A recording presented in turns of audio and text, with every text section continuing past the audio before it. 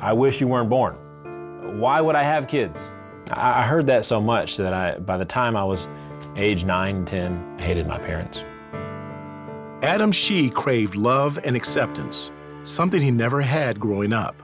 Unconditional love in my household and growing up and really in my culture, it was a completely foreign concept. And I remember my mom saying several times, "You're supposed to do good." So there's really no reason to say anything unless it's a criticism. I felt like they didn't love me, and I certainly did not know how to love them back. I wanted the love that I saw my friends getting. I don't blame them. This was the culture and really the stronghold in which they were brought up. I was very angry as well. I remember telling my friends in the neighborhood I literally hated my parents. His hatred led to rebellion.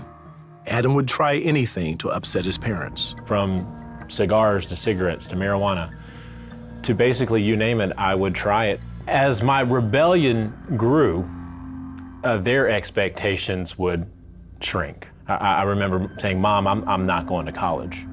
I'm not doing it. I'm not going to work a 9-to-5 job. I'm not interested in school." After high school, I just messed around. With no real purpose, Adam drifted from one thing to the next. About this time, he met Lexi.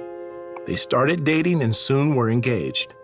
Lexi's mom, Carrie, asked him to join her family business. I began to really get to know Carrie, who was going to be my future mother-in-law, and their family.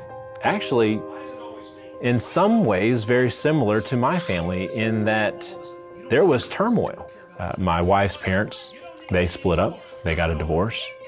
I began working more and more in the family business because of my mother-in-law's burnout.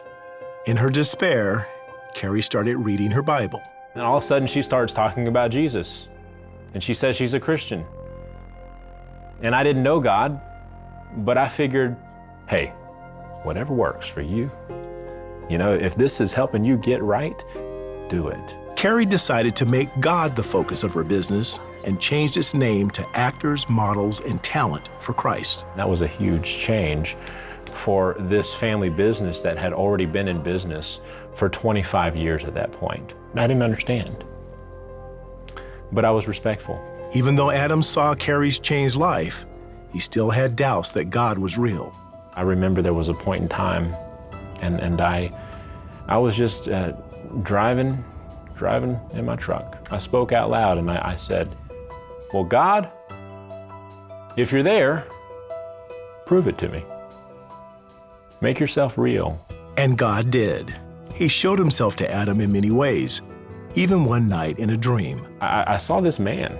I noticed he, had a beard, and he seemed like kind of a big guy. I just kept getting this sense that this man deserved respect. And as I got nearer to him, he opened his arms, and I fell in his arms.